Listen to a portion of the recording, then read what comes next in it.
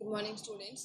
आपने अगर आज जो मैं ये लेक्चर करा रही हूँ इसका अगर आपके पास लिंक आएगा तो ये श्योर करना कि आपने पिछला वाला लेक्चर आपने देख लिया, ठीक है।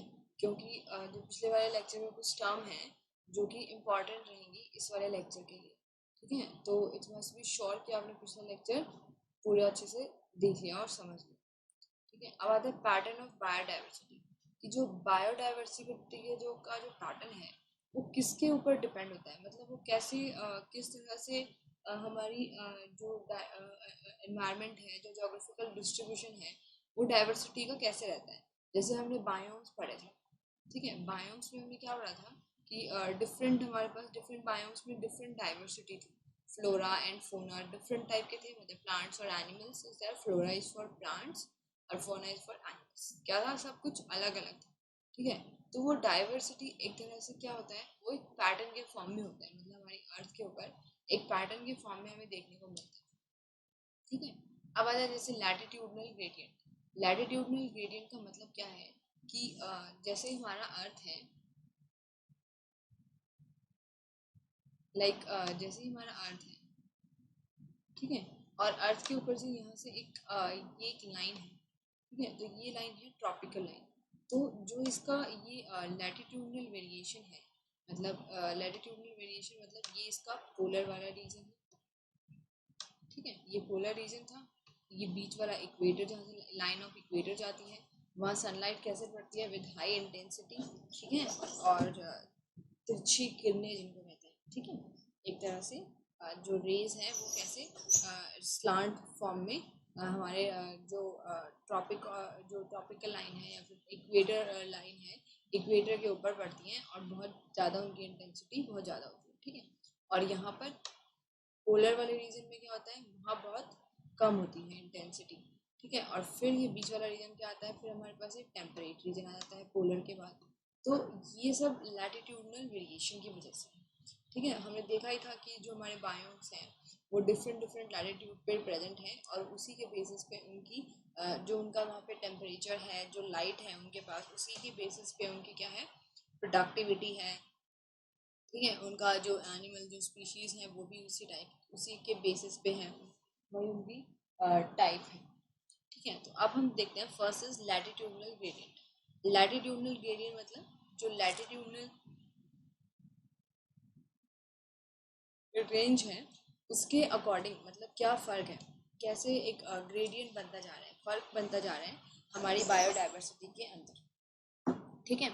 तो द स्पीशीज डाइवर्सिटी ये आपका मतलब इतना कुछ है नहीं, that not much hard and fast rule, but जितना आपको अभी जितना आपके एनसीईआरटी में दे रखा है that is more than sufficient, is that, ठीक है। So the in general species diversity decrease as we move away from the equator towards the pole, ठीक है। तो स्पीशीज डाइवर्सिटी क्या होती है, डिक्रीज होती जाती है जैसे जैसे हम टेम्परेट वाले रीजन में और फिर हम पोलर रीजन में, मतलब आर्कटिक रीजन में हम जाते हैं। तो हमने देखा वहाँ पर जो मेनली जो प्लांट्स हैं वो कौन से होते हैं, जो प्लांट्स हैं कैसे वाले प्लांट मिलते हैं, क्योंकि वहाँ पर तो ऑलमोस्ट क्या रहता है, आइस की एक कोट बनी रहती है, तो मोसेस ये सब भी मिलते हैं वहाँ पर, ठीक है। कोई हाई ट्री शर्ब हर्ब्स ये तो देखने को नहीं मिलते हैं हमें, कहाँ पर, हमारे ट्रॉपिक उसमें आर्कटिक रीजन। तो और ट्रॉपिकल रीजन से टेम्परेट और पोलर आइस की तरफ जाएंगे तो स्पीशीज क्या होती जाएंगी,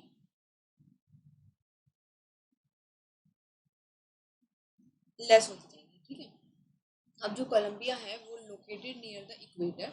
कोलंबिया कहाँ पर लोकेटेड है, इक्वेटर के पास लोकेटेड है, ठीक है। तो has nearly 1400 species of bird है वहाँ पर। और न्यूयॉर्क जो है 41 डिग्री नॉर्थ पे है, तो वहाँ पर हैज़ 105 स्पीशीज हैं। फिर जो ग्रीनलैंड है, फिर जो ग्रीनलैंड है वो 71 डिग्री नॉर्थ है, उसमें सिर्फ 56 स्पीशीज है। तो अब ये देखो ये कहाँ था, ये बिल्कुल इक्वेटर पे था। फिर ये इक्वेटर से ऊपर जाते जा रहे हैं, ठीक है। और फिर जैसे ये हमारा अ, ये हमारा अमेरिका वाला पार्ट है,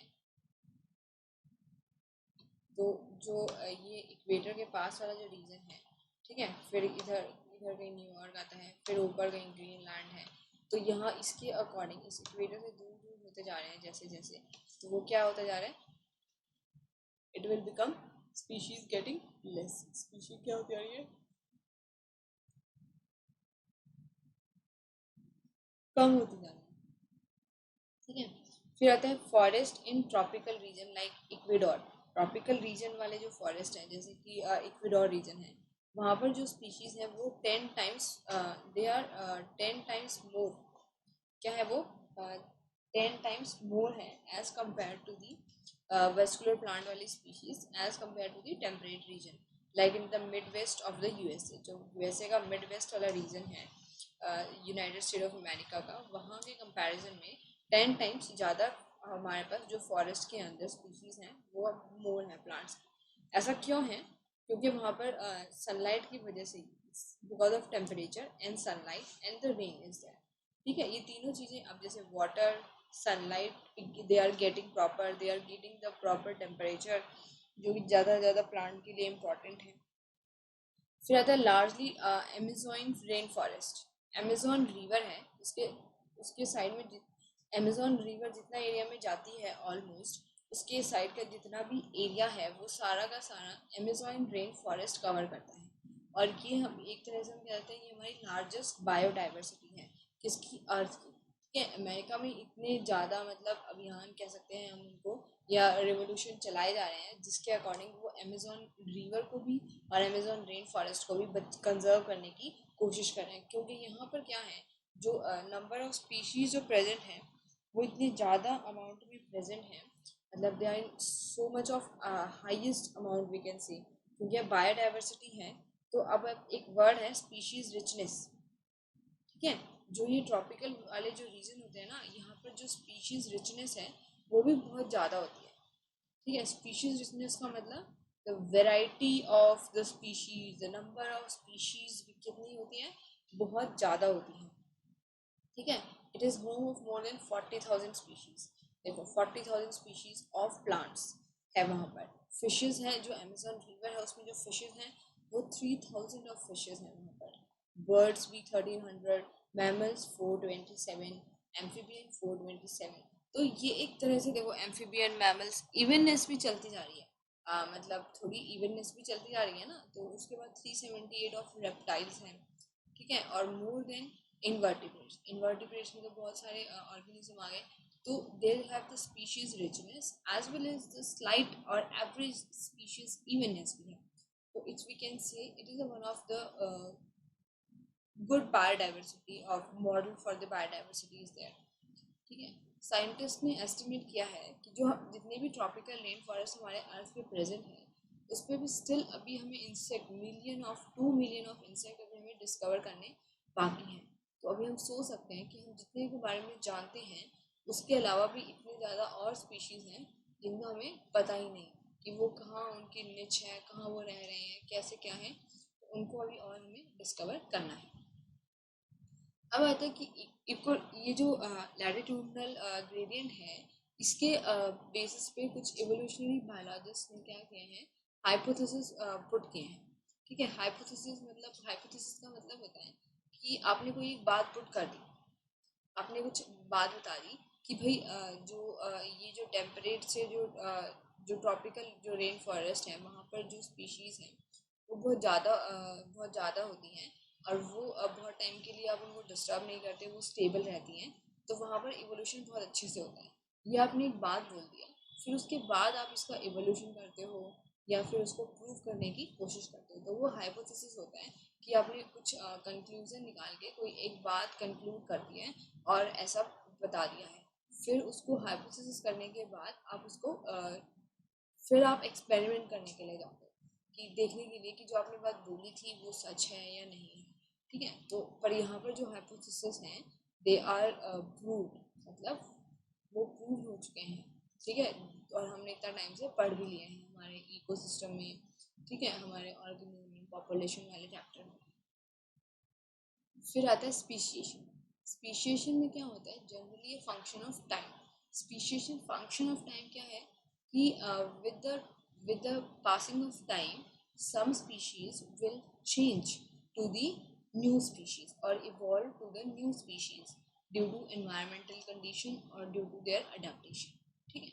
मतलब कुछ जो स्पीशीज हैं वो टाइम के साथ क्या होता जाता है, उनमें कुछ एडेप्टेशन होती रहेंगी एनवायरनमेंट के साथ, तो वो धीरे धीरे क्या अपने आप को इवॉल्व करने की कोशिश करेंगी, चेंज करने की कोशिश करेंगी और एकदम से नई स्पीशीज बन के निकलेंगी। जिससे नई स्पीशीज बन गई तो इसका मतलब क्या होगा, उसकी निच भी अलग होगी, ठीक है, मतलब उनका जो इकोलॉजिकल फंक्शन है, जो रहने की जगह है, खाने की जो चीज़ें हैं, ठीक है, और जो वो एक्टिविटी करेंगे वो भी चेंज हो जाएंगी, ठीक है, विद दी स्पीशीज चेंज। तो अब क्या होता है, ये हमारा जो ट्रॉपिकल फॉरेस्ट वाला जो रीजन है या इक्वेटर वाला रीजन है, वहाँ पर स्पीशिएशन देखने को अच्छे से मिलती है। अब ऐसा क्यों होता है, क्योंकि जो टेम्परेट या आर्कटिक रीजन है वहाँ पे तो बहुत जल्दी सी ग्लेशिएशन हो जाता है, फिर बर्फ़ जम जाती है, तो जो स्पीशीज जो पहले से ही प्रेजेंट है वो टोटली अडेप्टेड है और वो अपने आप को बार बार हर साल क्या करेगी, बचाने की कोशिश करेगी। एक बार वो रहेंगे बाहर, फिर ज़्यादा ठंड आ जाएगी, फिर वो हाइबरनेट हो जाएंगे, तो उनके पास तो कुछ काम ही नहीं है, मतलब उनको तो इवॉल्व होने का टाइम ही नहीं मिलता, अपने आप को ही बचाने का टाइम मिल पाता है बस, ठीक है। लेकिन जो ट्रॉपिकल रेन फॉरेस्ट है वहाँ पर इतनी ज़्यादा डाइवर्सिफिकेशन है और वो बहुत ज़्यादा स्टेबल भी है, वो बहुत टाइम तक क्या रहता है, स्टेबल रहता है। स्टेबल रहने से जैसे क्या होता है कि जो स्पीशीज़ हैं उनको कुछ एक्टिविटीज़ करने का टाइम मिल जाता है, मतलब they are always involve in some activities, और क्योंकि और नई नई स्पीशीज से उनका इंटरेक्शन होता रहता है, नए प्लांट से, नई चीज़ों से, और कंपटीशन, प्री प्रेडेटर्स, ये जितने भी टाइप के हमने कंपटीशन पढ़े थे we can all see in the tropical rain forest. तो इनकी वजह से उनको मिलियन ऑफ ईयर्स तक वो अनडिस्टर्ब रहते हैं और धीरे धीरे हम वहाँ पर इवोल्यूशन देख सकते हैं, क्योंकि जो इवोल्यूशनरी टाइम है वो भी बहुत लंबा होता है ना, तो वो चीज़ें हम कहाँ देखने को मिल सकती है हमें, ट्रॉपिकल रेन फॉरेस्ट, ठीक है। फिर जो ट्रॉपिकल एनवायरनमेंट रहता है वो प्रिडिक्टेबल होता है, मतलब वहाँ पर सीजन बहुत जल्दी जल्दी चेंज नहीं होते। जैसे टेम्परेट में तो 4 सीजन टेम्परेट फॉरेस्ट जो हमने पढ़े थे, जहाँ पर, और मेनली जो टेम्परेट डेसिडियस फॉरेस्ट पढ़े थे जहाँ पतझड़ आती है, वहाँ पर तो क्या होता है, बहुत 4 सीजन होते हैं। पर जो ट्रॉपिकल एनवायरनमेंट है वहाँ मेनली एक ही सीजन रहता है, तो वो कांस्टेंट रहता है और प्रिडिक्टेबल भी है, ठीक है। फिर आता है कांस्टेंट एनवायरनमेंट। कांस्टेंट एनवायरनमेंट की वजह से क्या होता है, निच स्पेशलाइजेशन, मतलब सबकी अपनी अपनी निच की स्पेशलाइजेशन हो जाती है कि भाई तू पेड़ की पत्ती खा ले, मैं पेड़ की टहनी पर काम चला लूँगा, मैं सबसे ऊपर रह लूँगा, मैं इस तने पे रह लूँगा, तो ये उनकी निच स्पेशलाइजेशन हो जाती है। मैं ग्राउंड पे रह लूँगा, ठीक है। तो इस तरह से वो अपनी निच स्पेशलाइज कर लेते हैं, क्योंकि भाई उनको तो वहाँ रहना है और कंपटीशन भी करना है और उनको जीना भी है, ठीक है। और इसीलिए जो स्पीशीज की डाइवर्सिटी वो क्या है, बहुत ज़्यादा है। तो जो निच स्पेशलाइजेशन का जो प्रोसेस होता है ना, वो भी एक तरह से इवोल्यूशन में हेल्प करता है, क्योंकि अगर बहुत ज़्यादा ऑर्गेनिज्म हो गए हैं एक ही टाइप के, बहुत ही ज़्यादा, और रिसोर्सेज कम होते जा रहे हैं, तो शायद ऐसा होगा कि 100 में से या जो हमारे बहुत सारे जो एक स्पीशीज के ऑर्गेनिज्म हैं उनमें से कोई एक ऐसा रास्ता चुन लेगा कि वो धीरे धीरे अपने आप को अडेप्ट करेगा नए रिसोर्सेज अवेलेबल कराने के लिए, और फिर वो आगे रिप्रोडक्शन करेगा। रिप्रोडक्शन करेगा तो क्या होगा, फिर नई स्पीशीज बन जाएंगी, ठीक है। तो क्यों, क्योंकि अब वो थोड़ा सा चेंज हो गया है। तो इसी तरह से जो है एक तरह से नई स्पीशीज इमर्ज होकर आती है कहाँ पर, ट्रॉपिकल रेन फॉरेस्ट। अब वहाँ सोलर एनर्जी भी बहुत ज़्यादा आती है हाई इंटेंसिटी के साथ, तो इसीलिए जो प्रोडक्टिविटी है वो भी बहुत ज़्यादा है। तो प्रोडक्टिविटी तो हमारा टॉपिक लेवल का सबसे पहला पार्ट है। टॉपिक अगर प्रोडक्टिविटी नहीं होगी तो how the herbivorous, carnivorous, detritivorous will live there. तो प्रोडक्टिविटी जो है it is contribute to the greater diversity of the plant. फिर आता है हमारे पास species area relationship. Species area relationship का क्या मतलब है, जैसे कि हमारे पास ये एक एरिया है, ये वाला एरिया, ठीक है।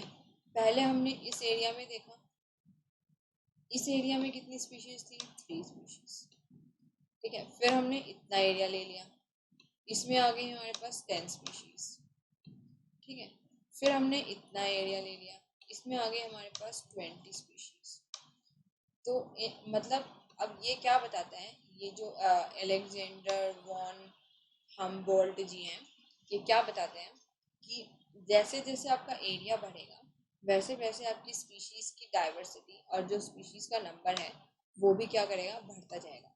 पर up to a certain limit, एक लिमिट तक ही, ठीक है, वो एक लिमिट तक ही मतलब उस एरिया में स्पीशीज बनी हो। अब जहाँ पर अगर कोई जहाँ आगे थोड़े और जाके एरिया में अगर वहाँ पर लाइफ ही नहीं है, मतलब वहाँ पर एनवायरनमेंट ही नहीं है, तो वहाँ पर तो स्पीशीज नहीं होने वाली है, ठीक है। तो in the fact relation between the species richness क्या होता है, the number of species present in unit area, in a particular area, एक पर्टिकुलर एरिया में कितनी नंबर ऑफ स्पीशीज प्रेजेंट है। कल हमने यही लेक्चर पढ़ा था, उसमें स्पीशीज रिचनेस और स्पीशीज किसका स्पीशीज इवननेस का बात की, ठीक है। तो जो स्पीशीज रिचनेस है and the area for wide variety of things, जैसे angiosperm, bird, bat, fresh water fishes, ठीक है। तो वो एक हाइपरबोला बनाते हैं। अभी हम देखेंगे किस तरह का हाइपरबोला बनाते हैं, और उसके लिए एक लॉगरिथमिक टर्म है, that is log s log c and z log a। इसमें s क्या है, स्पीशीज रिचनेस, a क्या है, एरिया, z क्या है, slope of line of regression coefficient, मतलब जो इन दोनों के रिलेशन को बताती है, किसके रिलेशन को बताती है, स्पीशीज के रिलेशन को in the context with the area, area के कॉन्टेक्स्ट में स्पीशीज के इन दोनों एरिया और स्पीशीज के रिलेशनशिप को बताती है। और वाई क्या है, वाई इज द इंटरसेप्ट, मतलब कि जो स्पीशीज हैं वो कहाँ तक जाएंगे। तो ये ग्राफ है, आपको सिर्फ इसकी इक्वेशन लर्न करनी है, कुछ सॉल्यूशन वगैरह की कोई ज़रूरत नहीं है, लॉग वगैरह का, ठीक है, सिर्फ इक्वेशन ही आने वाली है।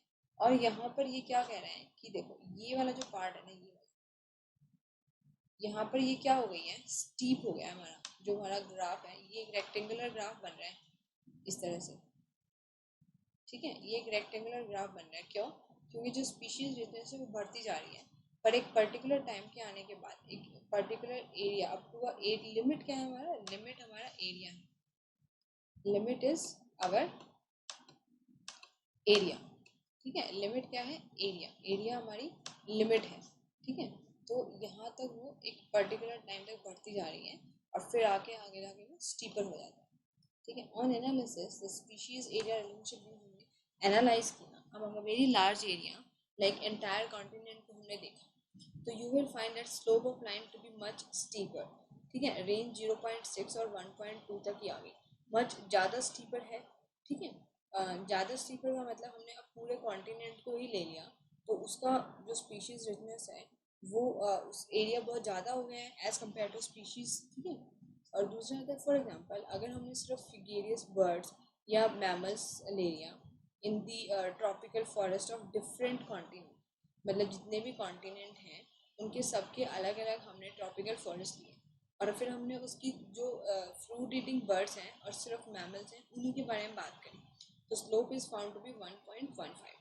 फिर हमारा स्लोप क्या आया 1.15, क्योंकि हम क्या कर रहे हैं यहाँ पर पर्टिकुलर स्पीशीज़ की बात कर रहे हैं, ठीक है, और पर्टिकुलर स्पीशीज और पर्टिकुलर एरिया की बात कर रहे हैं, ठीक है। इसीलिए जो रीज़न है that is to be a less steeper than that of the whole continent. तो हम पूरे कॉन्टिनेंट की बात करेंगे तो वो क्या हो जाएगा, स्टीपर हो जाएगा, मतलब जो हमारा एंड वाला यहाँ पे ये आगे स्टीप हो गया है लाइन, मतलब ये पैरेलल हो गई है, ये वाली लाइन किसके एरिया के पैरेलल होती जा रही है, जो स्पीशीज रिचनेस है वो कांस्टेंट होती जा रही है, तो वो कॉन्टिनेंट के केस में ऐसा हो जाता है, ठीक है। तो बस आपको इसका डेफिनेशन मतलब स्पीशीज रिलेशनशिप किसने दिया, किस कंटेक्स्ट में दिया है, और इसका ये ग्राफ, बस इससे ज़्यादा कुछ नहीं करना। Importance of species diversity of ecosystem, species diversity की क्या इम्पोर्टेंस है, ठीक है। पहली है स्टेबिलिटी, स्पीशीज डाइवर्सिटी क्या देती है, स्टेबिलिटी। अगर स्पीशीज रिचनेस नहीं होगी, ठीक है, स्पीशीज डाइवर्सिटी का मतलब होता है एक तरह से हम स्पीशीज रिचनेस, मतलब स्पीशीज रिचनेस है अगर किसी पर्टिकुलर एनवायरनमेंट में, तो वहाँ पर वो कम्युनिटी जो है स्टेबल हो जाती है। जैसे हमने पढ़ा था ना सक्सेशन में क्या पढ़ा था, क्लाइमेक्स पे आके हमारी कम्युनिटी क्या हो जाती है, स्टेबल हो जाती है, ठीक है। तो वो जो स्टेबल कम्युनिटी है वो ज़्यादा फिर वेरिएशन नहीं दिखाती है प्रोडक्टिविटी में, हर साल वहाँ पर सेम टाइप की ही प्रोडक्टिविटी चलती जाती है, ठीक है। अगर और इट मस्ट बी, और वो जो स्टेबिलिटी है वो या तो रेजिस्टेंट होनी चाहिए। रेजिस्टेंट मतलब कोई भी आपदा आ जाए, मतलब नेचुरल क्लाइमेटीज या कोई मैन मेड क्लाइमेटीज। मैन मेड क्लाइमेटीज आजकल बहुत ज़्यादा है ना। मैन मेड क्लाइमेटीज और नेचुरल क्लाइमेटीज से भी ज़्यादा खतरनाक होती है, क्योंकि वो जानबूझ के ख़राब की जाती हैं चीज़ें। नेचुरल चीज़ों को डिजास्टर बना दिया जाता है ना। तो रेजिस्टेंट या तो उनके लिए रेजिस्टेंट होनी चाहिए, या फिर resilient. Resilient to occasional disturbance. Resilient का मतलब क्या है, जैसे ही वो वहाँ पे कोई डिस्टर्बेंस हो, जैसे बाढ़ आ गई है, या जैसे जो फॉरेस्ट फायर अभी ऑस्ट्रेलिया में लास्ट ईयर हुआ था, फॉरेस्ट फायर, अगर इस तरह का कुछ हो गया है तो वो तुरंत उसको ओवरकम करके और वहाँ पर फिर से अपना एक मतलब दोबारा से अपने आप को एस्टेब्लिश कर सके, या तो वो ऐसी होनी चाहिए। ठीक है। और it must also be resistance to invasion by alien species. Alien species का मतलब जो स्पीशीज वहाँ की नहीं है और उनको नुकसान पहुंचाने वाली है, ऐसी स्पीशीज को भी क्या करना चाहिए, कम से कम इन्वेजन को रजिस्टेंट। रजिस्टर मतलब उनके अंदर वो अंदर घुस गए हैं, तो उनसे अपने आप को रजिस्टेंट करवाना चाहिए। डाइवर्सिटी को, डाइवर्सिटी का मतलब कोई अगर ऐसी स्पीशीज जो दूसरी स्पीशीज को खराब करने वाली है, तो हमारे पास कोई एक ऐसा एनिमल होगा जो उस वाले एनिमल को खा जाएगा, खत्म कर देगा। तो वो क्या होगा, उसने पूरे फॉरेस्ट में कम से कम 10 12 15 कितने ज़्यादा हज़ार भी हो सकते हैं नंबर ऑफ स्पीशीज को उसने बचा लिया। ठीक है। तो ये भी एक तरह का रेजिस्टेंट ही है। मतलब अब ये जो ट्रॉपिकल जो ये फॉरेस्ट होता है ना, जो ये डाइवर्सिटी है, इसकी स्टेबिलिटी का मतलब होगा, जैसे एक फैमिली के अंदर स्टेबिलिटी कब होगी, जब सब लोग अपना प्रॉपरली जो रोल है वो अच्छे से पूरा करेंगे। तो ऐसे ही हमारी बायोडाइवर्सिटी भी है। तो उस बायोडाइवर्सिटी में जो एनिमल हैं या प्लांट्स हैं, सब एक फैमिली हैं, और अगर वो सब अपना रोल अच्छे से निभाएंगे एक पर्टिकुलर बायोडाइवर्सिटी के अंदर, तो वहाँ पर क्या रहेगी, स्टेबिलिटी रहेगी। David Tilman long term ecosystem experiment किया था उन्होंने, और फिर उन्होंने पता लगाया, उन्होंने कहा कि जो with more species show less year two year variation in total biomass. ठीक है। तो जो ट्रॉपिकल रीजन में जो है बायोमास में भी जो वेरिएशन है वो क्या होता है, ईयर टू ईयर कम हो जाता है। प्रोडक्टिविटी भी क्या बोला है उन्होंने कि जो इंक्रीज डाइवर्सिटी, अगर डाइवर्सिटी इंक्रीज हो रही है तो वो प्रोडक्टिविटी भी क्या हो रही है, कॉन्ट्रीब्यूट टू दी, वो ज़्यादा प्रोडक्टिविटी कर रही है। ज़्यादा प्रोडक्टिविटी करने का क्या मतलब है, ज़्यादा प्रोडक्टिविटी करने का ये मतलब है कि अगर डाइवर्सिटी एनिमल्स ज़्यादा हैं, प्लांट ज़्यादा हैं, तो एक मेन रूल होता है हमारे पास, दैट इज द डीकम्पोजिशन। तो जो डीकम्पोजिशन वाला रोल है वो सबसे इम्पॉर्टेंट हो जाता है। और वो कैसे होगा, अगर डाइवर्सिटी हमारे पास क्या होगी, ज़्यादा होगी, तो हमारे पास क्या होगा, higher productivity. Next is the ecosystem health. Biodiversity is essential for health and maintenance of the ecosystem. Biodiversity किसलिए ज़रूरी है, ताकि जो मेंटेनेंस बनी रहे, जैसे कंपटीशन है, प्रेडेटर प्रे है, और जो चीज़ें हैं वो सारी क्या हैं, इम्पॉर्टेंट हैं किसके लिए, हमारी बायोडाइवर्सिटी की हेल्थ के लिए और मेंटेनेंस के लिए, through the occurrence of various check. जैसे बहुत सारे चेक करने हों, कंट्रोल, या कोई negative positive feedback. Negative feedback जैसे प्रे प्रीडेटर अपने आप को एक तरह से फीडबैक लूप के अंदर अपने आप को कंट्रोल करते हैं।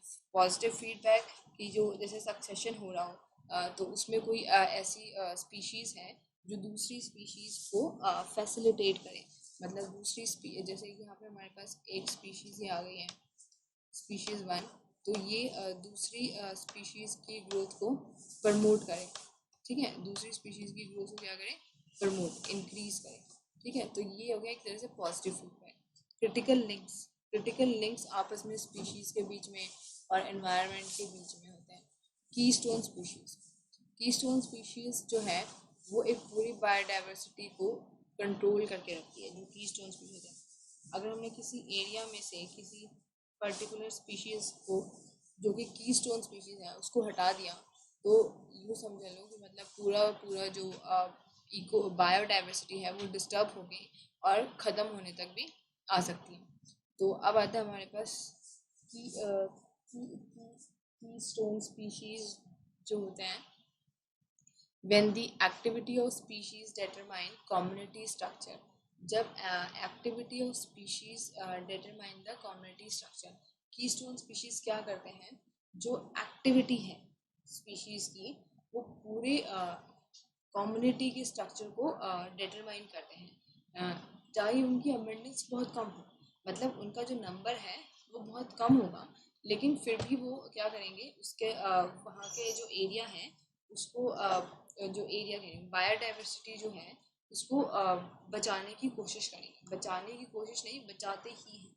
ठीक है, तो वो कैसे बचाते हैं, जैसे कि आप एक हमारा एलिफेंट है, साउथ अफ्रीकन एलिफेंट, वो क्या करता है, सिर्फ उसके चलने से वो पूरे जंगल में घूमता है, सिर्फ उसके चलने से ही जो ग्रास है वो दब जाती है।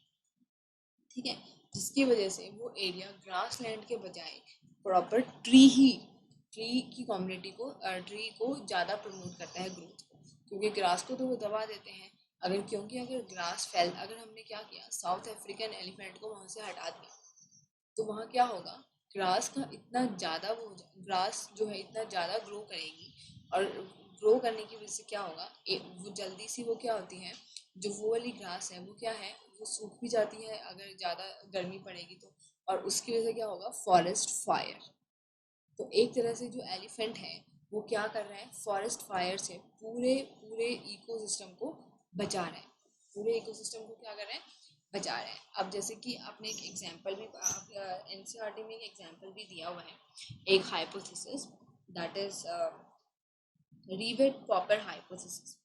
ठीक है, रीवेट पॉपर हाइपोथेसिस में क्या बोला हुआ है, मिस्टर पॉल एलरिच है, ठीक है, इन्होंने, ये इकोलॉजिस्ट हैं, उन्होंने क्या बोला हुआ है कि एक एरोप्लेन है, ठीक है, उस पर सारे पैसेंजर चढ़ गए, उसके सारे पैसेंजर ने क्या किया कि उतरे और सबने अपना एक एक पार्ट है ना एरोप्लेन में से ले लिया, मतलब कुछ ना कुछ निकाल लिया एरोप्लेन में से और लेके अपने अपने घर चले गए। ठीक है, जब धीरे धीरे तो क्या होगा, मतलब शुरू में 3 पार्ट निकाले, 4 पार्ट निकाले, नहीं पता लगा भाई, चलो एरोप्लेन उड़ रहा है, जैसे कैसे चल रहा है उसका काम। किसी ने इंजन का ही पार्ट निकाल लिया, मतलब इंजन का क्या मतलब है, उसकी जो विंग्स हैं उसके इंजन वगैरह का कोई पार्ट ही निकाल लिया, अब उड़ा लो एरोप्लेन, है ना। तो मतलब अब तो कोई तरीका ही नहीं है एरोप्लेन उड़ने का। तो एक ये जो चीज़ें हैं, मतलब कहने का मतलब ये है कि ऐसा एरोप्लेन के हिसाब से मैंने एग्जांपल ये बताया हुआ है कि पहले तो मतलब भाई कुछ बेल्ट बेल्ट वगैरह का कोई पार्ट लिया होगा, ठीक है, फिर कोई और पार्ट ले लिया होगा, फिर कहीं वॉशरूम में चले गए होंगे, वहाँ से कुछ ले लिया होगा, फिर जब वो इंजन वाली जगह पे पहुँच गए और वहाँ से निकालना शुरू कर दिया, जो उसको कंट्रोल करता है एरोप्लेन को, फिर क्या होगा। तो ऐसा ही इकोसिस्टम के केस में भी होता है, ये आप धीरे धीरे उसके अंदर घुस रहे हो, ठीक है, उस टाइम पे कुछ नहीं हो रहा है, लेकिन जब आप बहुत लंबे टाइम तक उसके अंदर घुसते चले जाओगे और उसको डिस्टर्ब करोगे और स्पीशीज को ख़त्म करोगे, तो वहाँ पर जो चेंज होने वाला है वो एकदम से ड्रास्टिक चेंज होगा। वो ड्रास्टिक चेंज क्या होगा कि वो बिल्कुल एक्सटिंक्ट पे आ जाएगी, हमारा एक पूरा पूरा जंगल जो है वो ख़त्म हो सकता है जब आपने उस की स्टोन स्पीशीज़ को निकाल दिया। वो की स्टोन स्पीशीज़ क्या है, वो आपके एरोप्लेन का एक तरह से इंजन है, जो फ्लाइट की जो सेफ्टी का जो पार्ट होता है ना, जो मतलब आपने अगर पूरा एक ऐसा ही पार्ट निकाल दिया कि आपके एरोप्लेन के विंग ही खत्म हो गए, ठीक है, इंजन ही खत्म हो गया, उसका इंजन ही खत्म हो गया, इंजन ही नहीं चलेगा उसका अब, तो वो एक तरह से वो उसकी सेफ्टी वाला पार्ट है जिसमें आप घुसने के बाद धीरे धीरे उसको डिस्टर्ब करते जा रहे हो। ठीक है, तो ऐसे ही अ, हमारे ये इकोसिस्टम है, तो इसको पूरी सेफ्टी के साथ हमें यूज़ करना चाहिए, क्योंकि जो भी ये चीज़ें हमें प्रोवाइड कर रहा है ये फ्री ऑफ कॉस्ट है, बस इनकी कॉस्ट क्या है कि इनको ध्यान से इस्तेमाल करो बिना इनको नुकसान पहुंचाए। ठीक है, तो ये हो गया हमारा, यहाँ तक कहाँ तक हो गया हमारा, इम्पोर्टेंस ऑफ स्पीशीज बायोडाइवर्सिटी। ये सब आप लोगों को क्यों बताई जाती हैं, स्पीशीज ऑफ बायोडाइवर्सिटी की इम्पोर्टेंस, ये सब, ताकि धीरे धीरे क्या है, हम सोसाइटी को क्या कर सकें, अवेयर कर सकें, जागरूक कर सकें इन चीज़ों के लिए और अपना कंट्रीब्यूशन दे सकें इकोसिस्टम को और बायोडाइवर्सिटी को बचाने के लिए।